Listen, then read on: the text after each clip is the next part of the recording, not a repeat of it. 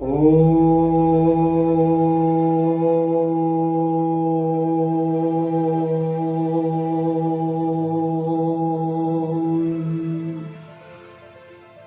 बहन भाइयों, सत्यार्थ प्रकाश चैनल में आपका स्वागत है। यदि आप संसार की वास्तविकता समझना चाहते हैं तो सत्यार्थ प्रकाश चैनल को सब्सक्राइब कर लीजिए और हमारे द्वारा डाली गई वीडियो सभी आप तक पहुंच सकें उसके लिए बेल आइकन की घंटी को दबा दीजिए। और यदि आपको लगता है कि यह वीडियो आपके लिए तो उपयोगी है ही और किसी दूसरे के लिए भी उपयोगी है और ऐसी विद्या का प्रचार प्रसार होना चाहिए, तो इसको सब्सक्राइब कर दीजिए, शेयर कर दीजिए, दूसरे व्यक्तियों से भी ये बात पहुंचा दीजिए साथियों तक कि यह सत्य क्या है। आज जो हमारा प्रकरण है, जिस विषय पर हम ये वीडियो बनाने जा रहे हैं, वो प्रकरण है क्या आर्य बाहर से आए थे। आज देखेंगे कि देश में एक ये झूठा प्रचलन, झूठा प्रचार प्रसार कर दिया गया है कि आर्य बाहर से आए थे। यदि कोई भी इतिहासकार, वो हिंदू हो, मुसलमान हो, सिख हो, ईसाई हो, यदि ये सिद्ध कर दे कि जो आर्य थे वो बाहर से आए थे तो 21 लाख रुपए का नगद इनाम हमसे ले लीजिए। महर्षि राम वेद संस्थान के द्वारा ये जो कार्यक्रम चलाया जाता है सत्यार्थ प्रकाश चैनल का, इसका प्रयोजन है संसार को सत्यता दिखाना। अब उसी प्रकरण में जो हमारी आज की वीडियो जैसे हम बता रहे हैं वह है कि आर्य बाहर से नहीं आए थे, यहाँ के मूल निवासी थे, बाहर से मुसलमान आए थे और अंग्रेज आए थे। और जो ये हिंदू हैं, ये हिंदू ही आर्य थे जिनको हिंदू शब्द मुसलमानों ने दे दिया। अब हम उसी प्रकरण पर अपने पर आते हैं कि आर्य यहां बाहर से नहीं आए थे। अब हम कैसे सिद्ध करें कि बाहर से नहीं आए थे, ये कैसे किन लोग बागों ने सिद्ध कर दिया कि बाहर से आए थे। जो आर्यों को बाहर से सिद्ध करने वाले लोग बाग हैं वो वामपंथी हैं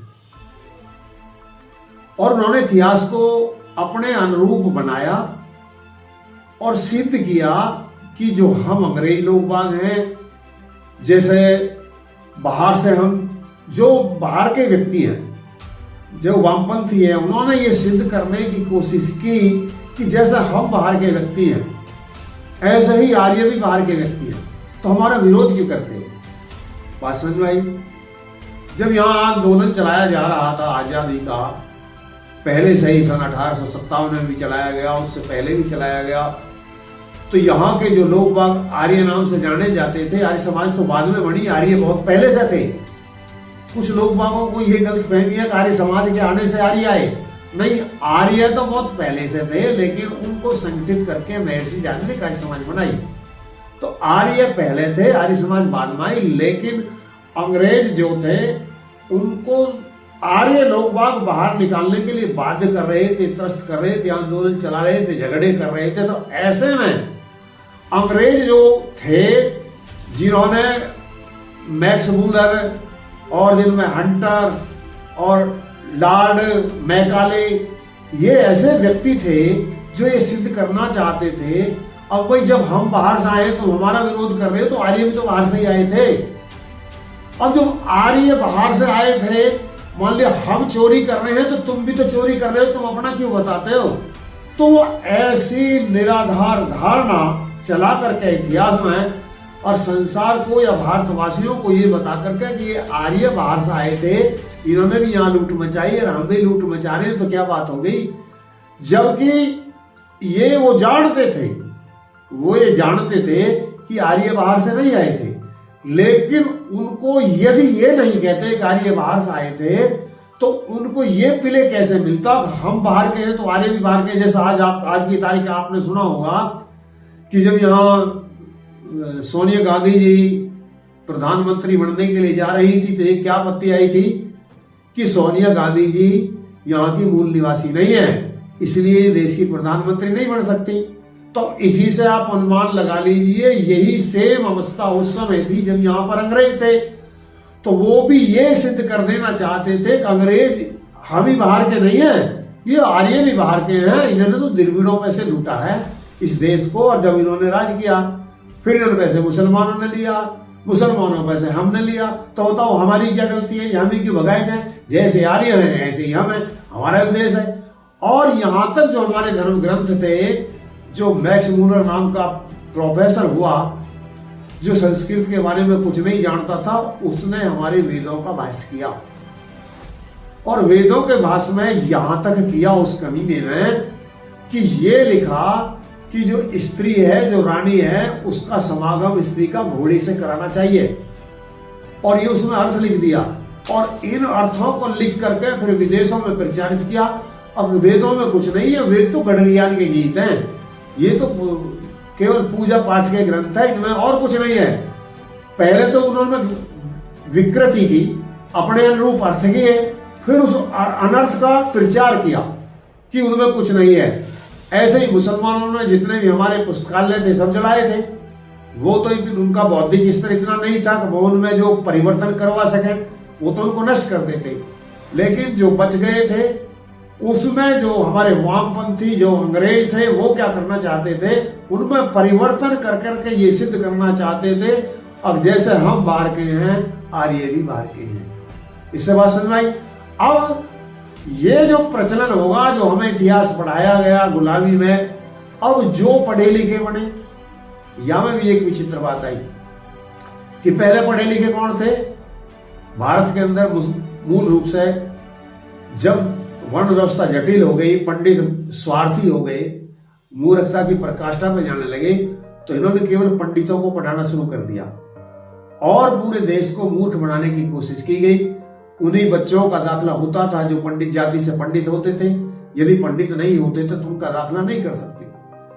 तो ऐसी अवस्था में आहिस्ता आहिस्ता हमारा देश विद्या से दूर होने लगा, केवल उन्हीं व्यक्तियों तक विद्या रहने लगी।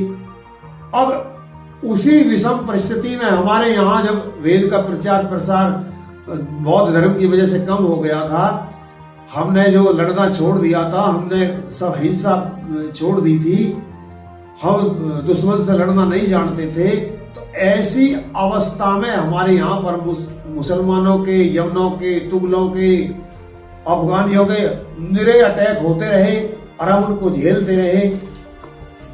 और उन अटैकों की वजह से फिर हमको उर्दू पढ़ने के लिए विवश होना पड़ा। उसके बाद में फिर यहाँ पर अंग्रेज आए, अंग्रेजों ने हमको अंग्रेजी पढ़ने के लिए विवश किया। अब जो मूल बात है, अब जिन्होंने उर्दू पढ़ने के लिए हमको विवश किया था, उन्होंने तो हमारे ग्रंथ जलाए थे।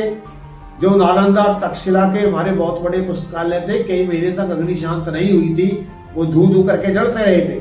सबड़ा हमारा साहित्य जला दिया गया था, और जो भी घरों के अंदर साहित्य बच गया था, तो उसमें जो ये वामपंथी थे, ये सुधार करने के चक्कर में उसको विकृत करने में लगे हुए थे, जैसे मैंने भी बताया। अब इस विकृति में जो साझीदार थे, क्योंकि अंग्रेजों को यहाँ नौकर चाहिए थे, वो इतने तो संख्या में थे नहीं कि यहाँ पर राज कर लेते।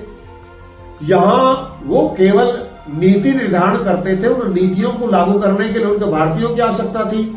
उन्होंने जब यहाँ पर आर्मी भी उनकी भारतीय थे, जो उनकी फौज में हुआ करते थे, पुलिस भी उन्होंने भारतीयों की बनाई, और जो उनकी नौकर लॉबी थी, जितने भी उनके नौकर सेवक थे, वो भी सब भारतीय थे। और उन सबको उन्होंने क्या पढ़ाया? अंग्रेजी पढ़ाया, क्योंकि उनको अंग्रेजी में काम करवाना था। और जब उन्हें अंग्रेजी में काम करवाना था, अंग्रेजी जिनको पढ़ाई गई, उन्होंने ही फिर ये इतिहास पढ़ाया गया, क्योंकि जिसने अंग्रेजी पढ़ी नहीं, वो तो अंग्रेजों को पढ़ नहीं सकते थे। मैक्स मूलर को, हंटर को, या दूसरे किसी भी जो वहां के लॉर्ड मैकाले को, जो भी वहां के वैज्ञानिक वो थे, प्रोफेसर थे, जो एक प्लानर थे, जो एक विकृति फैलाना चाहते थे, उनको कौन पढ़ सकते थे? वो पढ़ सकते थे जो अंग्रेजी जानते थे। और अंग्रेजी कौन जानते थे? जो अंग्रेजों की नौकरी करते थे। और जब वही तो अंग्रेजी जानते थे, वही अंग्रेजों के नौकर थे, वही अंग्रेजों के पिट्ठू थे, तो वो क्या कहते थे? जो अंग्रेजों ने बताया, अंग्रेजों ने क्या बताया? ये तो बाहर से आए थे, तो उनकी अपनी बुद्धि तो थी नहीं, 900 वर्ष की गुलामी लगभग होती ही थी। अपनी बुद्धि छोड़ करके हम लोगों को भी ये विश्वास होगा कि वो तो आर्य तो बाहर से आए थे। अब उनका प्रचार वही करने लगे, क्योंकि दूसरा वर्ग, एक तो पंडितों ने कसर नहीं छोड़ी, उसको मूर्ख बना दिया, और दूसरा, उन व्यक्तियों ने मूर्ख बनाने में कसर नहीं छोड़ी, केवल उनको पढ़ाया जाता जिनको नौकर रखना था। अब नौकर कितने चाहिए थे, उतने इनको अंग्रेजी पढ़ाते थे और नहीं पढ़ाते थे। ऐसे ही मुसलमान उनको उर्दू पढ़ाते थे, जो पढ़ते थे मदरसे चलाते थे।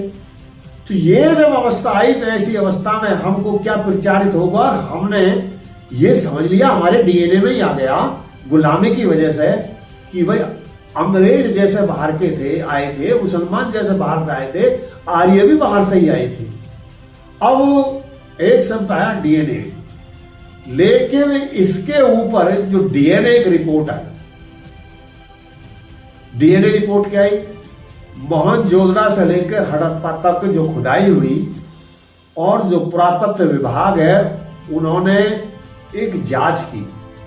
अब भाई पहली संस्कृति कैसी थी, लोग बाग कहाँ रहते थे, कैसे उनके घर बार होते थे, आर्य अलग थे या द्रविड़ अलग थे, जैसे अंग्रेजों द्वारा बताया गया उन नकली इतिहासकारों द्वारा।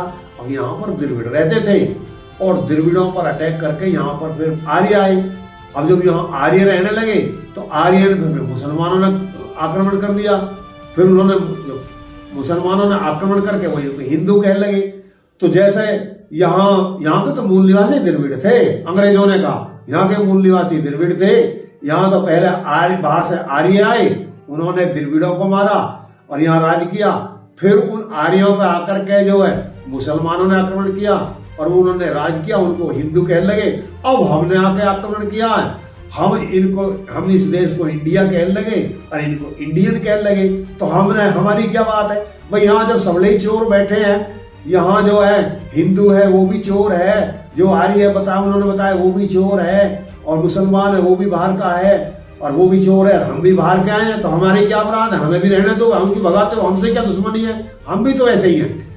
अब इस बात को सिद्ध करने के लिए उन्होंने ये सब जितनी पोपली रची थी, उन्होंने यहाँ तक भी कहा था, महर्षि दयानंद से जब प्रचार किया करते थे, अब स्वामी जी आपको अपने प्रचार करने के लिए जो साधन चाहिए वो दे देंगे हम, लेकिन आप अपने प्रवचन में एक शब्द जोड़ दे करो, अब यहाँ अंग्रेजों का राज बहुत अच्छा है, जितना अंग्रेजों का राज अच्छा है इतना किसी का नहीं है। लेकिन महर्षि दयानंद ने एक बात कह दी थी कि मुझसे आप ये कहलवाना चाहते हो कि अंग्रेजों का राज बहुत अच्छा है, मैं तो चाहता हूं कि यहां से अंग्रेज जितनी जल्दी हो सके भाग जाएं, जितना बुरा राज अंग्रेजों का है इतना किसी का नहीं है। बाहर का राजा चाहे कितना ही पिता तुल्य हो, कितना ही प्यार करे, लेकिन उसके हृदय से पक्षपात नहीं जा सकता। हमारे भारतीय, हमको तुम्हारा राज नहीं चाहिए, हमको तो स्वराज्य चाहिए। तो ऐसी स्थिति उनकी थी और ऐसे में जो आर्य समाजी थे वो उसका विरोध करते थे। अंग्रेज जानते थे कि जो ये आर्य लोग बाग हैं, यदि ये अड़े रहेंगे तो इनको झुकाया नहीं जा सकता, इनको मारा नहीं जा सकता। जैसे जितने भी हमारे 10 गुरु हुए हैं वो सब आर्य ही थे और वो धर्म के नाम पर मारे गए। जो सरदारों के गुरु जिनको आप जानते हैं, वो और किसी के लिए नहीं मरे थे, अपनी संतान के लिए नहीं मरे, धन के लिए नहीं मरे, किसी संपत्ति खलिहान के लिए नहीं मरे, किसके लिए मरे थे, धर्म के लिए मरे थे। तो अंग्रेज जानते थे, उनको इतिहास की पता थी कि ये जितने भी आर्य लोग बाग हैं, ये जब तक इनको ये बात नहीं बहकाई जाएगी, इनको ये समझाया नहीं जाएगा, इनके ये बुद्धि में नहीं डाला जाएगा, आर्य तो बाहर के थे, तुम्हारे आर्य से कोई संबंध नहीं था, तो वो ऐसा करके यहां सत्तासीन रहना चाहते थे। अब जो डीएनए टेस्ट की बात आती है, जैसे अभी चर्चा की, डीएनए टेस्ट क्या है कि मोहनजोदड़ो से लेकर हड़प्पा तक खुदाई की गई और खुदाई में जो पुरातत्व विभाग वाले विशेषज्ञ हैं उन्होंने जो एक पाया कि भाई ये क्या थे, तो उन्होंने पहले ये देखा कि द्रविड़ और आर्य जैसे बताया जाता है, अब द्रविड़ और आर्य क्या अलग अलग थे, या जो अब हिंदू हैं ये अलग हैं, या आज जो इंडियन है ये अलग है। तो जो उनका एक डीएनए टेस्ट किया, उसमें हार्वर्ड यूनिवर्सिटी के प्रोफेसर और एक डेंटल कॉलेज है, वहाँ के जो प्रोफेसर थे वसंत सिंधी नाम के जो प्रोफेसर थे, और एक जो हमारे दूसरे साइंटिस्ट थे नीरज राय, जो साइंटिस्ट नीरज राव थे, इन व्यक्तियों की ये रिपोर्ट मैं आपको बता रहा हूं उन्होंने क्या दी है। ये कहते हैं कि जितने भी मोहनजोदड़ो से लेकर हड़प्पा तक की खुदाई हुई, उनके जो डीएनए टेस्ट बताते हैं वो ये कहते हैं कि आर्य बाहर से नहीं आए थे। अब आपको विचित्र लगेगा कि भाई डीएनए टेस्ट हो यहां का और वो कहते हैं कि आर्य बाहर से नहीं है, तो इससे क्या संबंध हो सकता है? सुनो, इससे इसका संबंध है। इससे संबंध कैसे है कि डीएनए टेस्ट का मतलब क्या है कि जो हमारी और आपकी आकृति है, यानी हमारे शरीर की जो बनावट है, जो कंकाल है, जो लगभग 8-10 हजार साल पहले सब तक के जो कंकाल उनको मिले हैं, कहीं दबे मिले हैं, कहीं पाए गए हैं, तो जो उन कंकालों की आकृति है, यानी जितने भी कंकाल मिले, जब वो कहते हैं कि यहाँ पर द्रविड़ रहते थे उस समय के कंकाल, और जब उन्होंने की कि जब आर्य आ गए उस समय के कंकाल, और फिर यहाँ पर मुसलमानों ने जब हमको हिंदू कहना शुरू कर दिया जब के कंकाल, और फिर हमको इंडियन कहना कर दिया जब के कंकाल, जो इनके कंकाल है, जो इनकी आकृति है, लगभग वो सेम है, उनमें अंतर नहीं है। आप कहोगे कैसे? देखिए, जैसे हफ्सी है, तो मान लिया हफ्सी मर जाए और उसको आप कहीं डाल दें, उसका जो पूरा अस्थि है वो सब अस्थि पिंजर पड़ा हुआ हो, और फिर जब उसको कंप्यूटर के माध्यम से उसको कवर करेंगे तो जितनी उसकी आकृति है उसके वैसा ही नक्शा बनेगा, उसका वैसा ही चेहरा बनेगा। ऐसे ही जो अब जैसे अंग्रेज हैं, उनकी आकृति में लंबाई ज्यादा होती है, चौड़ाई कम होती है, और यदि उनकी अस्थि देखेंगे, जो उनका पिंजर हो, यदि उनके ऊपर कर देंगे तो उनकी आकृति बन जाएगी अंग्रेजों जैसी। ऐसी जहां के नाटे व्यक्ति हैं, छोटे व्यक्ति हैं, जो उनकी जो आकृति बनेगी वो छोटी बनेगी। तो डीएनए टेस्ट का मतलब क्या हुआ? फिर और मैं थोड़ा समझाने की कोशिश करूं। अब मान लिया आप भी समझ जाएंगे, अब आप देखेंगे कहीं कुत्ते का कंकाल पड़ा है, अस्थि पड़ी है, हड्डी वड्डी पड़ी हुई है, और वहीं पर कहीं एक गाय का कंकाल पड़ा है, तो आप कह नहीं देंगे कि भाई ये गाय है, ये कुत्ता है, और वहीं मान लीजिए चूहा भी पड़ा हो, बता देंगे आप। तो जैसे इनसे पता लग जाता है कि भाई ये आकृति किसकी है, तो ऐसे ही आकृति से उन डीएनए टेस्ट में उन लोग बागों में, जो मैं बता रहा हूं, जो बसंत सिंधे प्रोफेसर हैं, और जो हमारे नीरज राय डॉक्टर प्रोफेसर हुए हैं उसके साइंटिस्ट के, तो जो उन्होंने सर्च किया, जो उन्होंने खोजा, उन्होंने ये बताया है कि देखो यहां बाहर से नहीं आए थे, जो द्रविड़ हैं वही आर्य थे, ये तो केवल नाम दिया गया, और जो वो सब एक ही है। अब इस डीएनए टेस्ट के आधार पर जो आज जग जाहिर है, हम चैलेंज करते हैं दुनिया के लोग बागों को, आप ये तो नहीं बदल सकते, हफ्सी की आकृति अलग ही रहेगी, अंग्रेजों की आकृति अलग ही रहेगी। जब ये डीएनए टेस्ट बता रहे हैं हमारे सब कुछ एक जैसे ही हैं, जैसे जिनको द्रविड़ कहते हो वो भी ऐसे ही थे, जिनको आर्य कहते हो वो भी ऐसे ही थे, जिनको हिंदू कहते हो वो भी ऐसे ही थे, जिनको इंडियन कहते हो वो भी ऐसे ही थे। तो फिर किस आधार पर आप कह सकते हो कि यहाँ पर आर्य बाहर से आई थी? यदि आर्य बाहर से आते तो द्रविड़ों का डीएनए और द्रविड़ों का डीएनए अलग होता, लेकिन दोनों का डीएनए अलग है, तो वो एक ही है और वो बाहर से नहीं आए थे। इस आधार पर भी हम ये घोषणा करते हैं कि यदि कोई व्यक्ति डीएनए के आधार पर यह सिद्ध कर दे कि यार ये बाहर से आए थे, तो 21 लाख रुपए का इनाम हमसे ले ले। अब एक हम दूसरा और उदाहरण देते हैं जिससे सिद्ध होता कि यार ये बाहर से नहीं आए थे, यही से आए थे। और सुनिए साथियों, जब आपको अच्छी तरह विदित है कि जब आपका बच्चा होता तो नाम कौन रखता है? आप ही रखते हो। और हिंदू का बच्चा है तो हिंदू के अनुसार नाम रखेगा, वो अपना राम रखेगा। लेकिन मुसलमान का नाम बच्चा हो तो क्या रखेगा? वो रहीम रखेगा। यदि मान लिया ईसाई का ही हो तो पादरी जैसे नाम रखेगा। तो इनसे पता लग जाएगा नहीं, इनसे पता नहीं लग जाएगा। जैसे शर्मा से, वर्मा से, नागर से, और जो भी है सिंह से पता नहीं लगता, दास से, कि ये किस जाति के हैं। तो ऐसे ही जो यहां यदि द्रविड़ रहते थे और द्रविड़ों का देश था, थोड़ी बुद्धि और तर्क से सोचिए जो मैं कहने जा रहा हूं। जब यहां द्रविड़ रहते थे, द्रविड़ों का यहां देश था, जैसे वामपंथियों ने चलाया कि यहां द्रविड़ रहते थे, बाहर से आर्य आए थे, तो जब मैं उनसे पूछता हूं जब आर्य भारत आए से यहां द्रविड़ रहते थे तो द्रविड़ों ने अपने देश का नाम क्या रख रखा था? बोलती बंद। अब बताओ तो जब कुछ था। अरे द्रविड़ जो थे उन्होंने कोई अपना नाम नहीं रखा था तो वो यहाँ के कैसे हो गए? ये कोरी कल्पना है। वो जो व्यक्ति थे जो यहां रहते थे उन्होंने ही इस देश का नाम क्या रखा? आर्यव्रत। आर्यव्रत उन्होंने रखा क्योंकि आर्य थे। मुसलमान तो आर्य नहीं रखता, या कोई अंग्रेज आर्य थोड़ी रखता, या कोई द्रविड़ जो आर्य क्यों रखते? इतनी तो साधारण बात समझ में आती है। मान लिया द्रविड़ों का देश था तो द्रविड़ इसका नाम आर्यव्रत थोड़ी रखते, उन्होंने तो कुछ और रखा होता। अब आप कह सकते हैं कि उन्होंने कुछ और रख रखा होगा। यदि कुछ और रख रखा होगा तो वो मिटा किसने दिया? कोई मिटा तो सकता नहीं।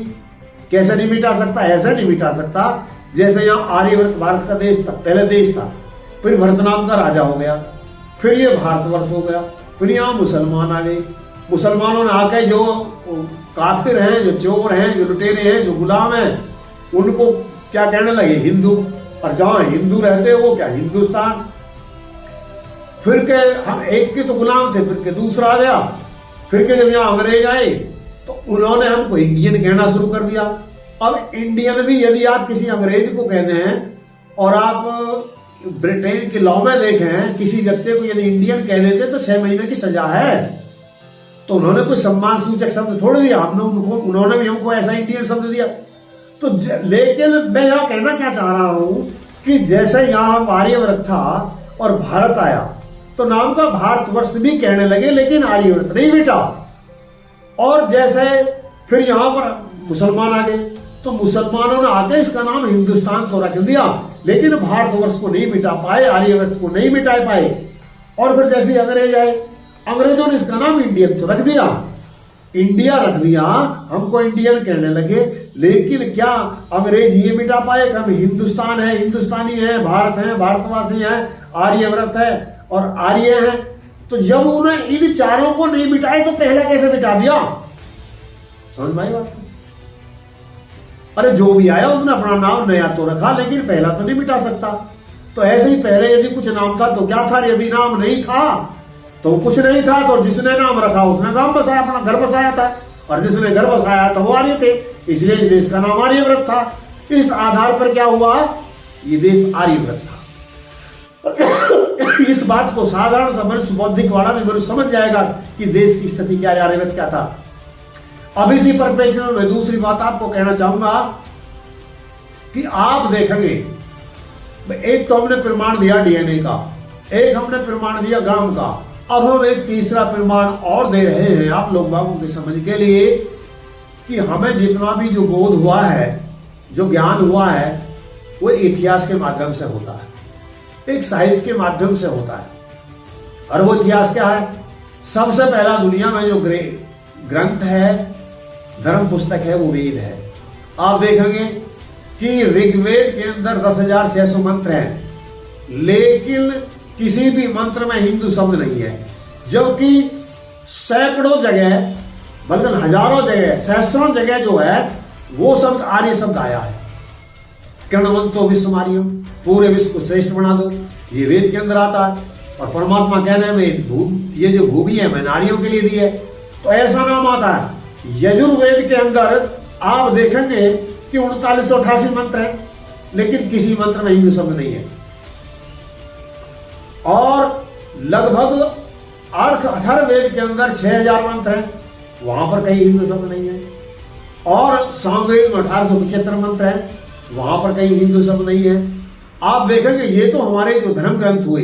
अब हमारे दर्शन है, 6 दर्शन है, जैसे न्याय दर्शन है, योग दर्शन है, वैशेषिक है, तो इनमें क्या कहीं हिंदू शब्द है?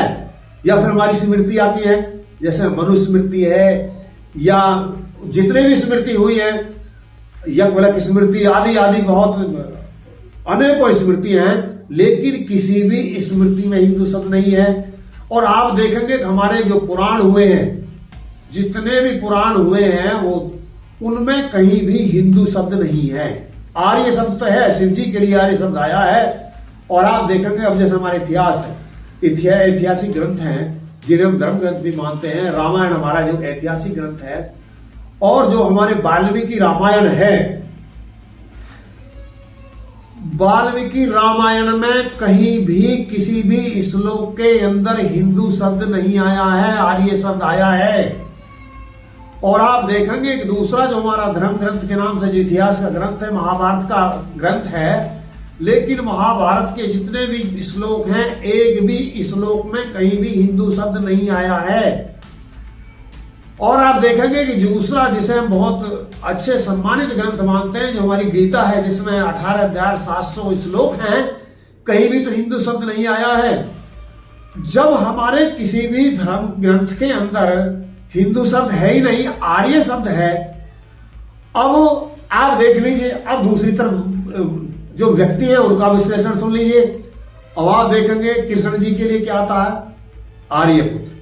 युधिष्ठिर के लिए क्या आता है, आर्यपुत्र। धर्म के लिए क्या आता है, आर्यपुत्र। भीष्म के लिए क्या आता है, आर्यपुत्र। राम के लिए क्या आता है, आर्यपुत्र। अब यदि मैं इन भारतवासियों से पूछना चाहता हूं, वो जिन व्यक्तियों ने बाहर के में कही, उनकी तो बात समझ में आती है। अब वो तो अपने स्वार्थ सिद्ध करने के लिए कहते थे आर्य बाहर से आए थे, लेकिन मैं यहां भारत वाले व्यक्तियों से पूछना चाहता हूं, उन व्यक्तियों से पूछना चाहता हूं जो ये कह रहे हैं हम गर्व से हिंदू हैं। मुझे शर्म आती है ऐसे इनकी बुद्धि पर जो ऐसे नारे लगाते हैं। इतिहास कभी पढ़ा नहीं, जानते कुछ है नहीं और मानते भी नहीं है। अफसोस ये है ऐसे लोग बागों पर जो ना जानते हैं और ना मानते हैं, और कहते हैं हम गर्व से कहो हिंदू है, यानी हम गर्व से कहो हम गुलाम हैं, गर्व से कहें कि हम चोर हैं, गर्व से कहें कि हम लुटेरे। अरे नहीं, गर्व से कहो हमारी हैं, क्योंकि हमारे वंशज आर्य थे। यदि तुम हिंदू हो और चोर गुलाम हो, तो फिर तुम्हें राम का वंशज कहने का अधिकारी नहीं है। सुनिए, मैं ये प्रश्न हर आरएसएस के व्यक्ति से करना चाहता हूं, मैं हर प्रश्न उस भागवत से भी करना चाहता हूं, और जितने भी ये हिंदू कहते हैं हम गर्व से हिंदू कह रहे हैं, उनसे भी कहना चाहता हूं, यदि तुम हिंदू हो तो हिंदू शब्द का अर्थ आप गयासुल उग्ध नामक ग्रंथ में देख लीजिए, अरबी के अंदर है, उसमें उसका अर्थ उन्होंने किया मुसलमानों में। अब चोर और लुटेरे को हिंदू कहते हैं। और अरब के अंदर एक हिंदू वर्ग की जाति रहती थी जो वहां लुटेरी प्रवृत्ति की थी, जिन्हें ये हिंदू कहते थे, और उनका बिल्कुल समूल नाश कर दिया था इन लोग बागों ने। और यदि आप चलो मुसलमानों की बात नहीं मानते हो, आप गुजरात की जहां के प्रधानमंत्री जी हैं, जहां के हमारे महात्मा गांधी जी भी हुए, जहां के महर्षि दयानंद जी भी हुए, जहां गुजरात में पटेल जी हुए, इतने हमको शीर्षस्थ नेता दिए हैं। मैं वहीं की बात कर रहा हूं। वहीं का एक जो है भागवत नाम का एक राज हुआ, भागवत नाम का एक राजा हुआ, जिसने एक वो बनाया, कोष बनाया, जिसे भागवत मंडल के नाम से जाना जाता है, जिसमें 2,81,000 शब्द हैं उस शब्द कोश में, और 3,016वें पृष्ठ पे आप पढ़ के देखना ना, 11 जिल्द जिस ग्रंथ के अंदर है, उसमें ये लिखते हैं कि जो हिंदू शब्द का अर्थ क्या है, काला, काफिर, चोर, लुटेरा। ये मैं मुसलमानों की बात नहीं कर रहा हूं, मैं उस हिंदू धर्म ग्रंथ की बात कर रहा हूं, मैं गुजरात में बने हुए धर्म ग्रंथ की बात कर रहा हूं। जो धर्म ग्रंथ भारत में ही बनाया गया शब्दकोश आज भी है, जो ये आरएसएस वाले जाकर के देख ले, कोई भी जाकर के देख ले, कोई भी वामपंथी जाकर देख ले, कोई ईसाई जाकर देख ले, कोई मुसलमान जाकर के देख ले कि उनका अर्थ क्या है। अरे आर्य का मतलब अर्थ है श्रेष्ठ।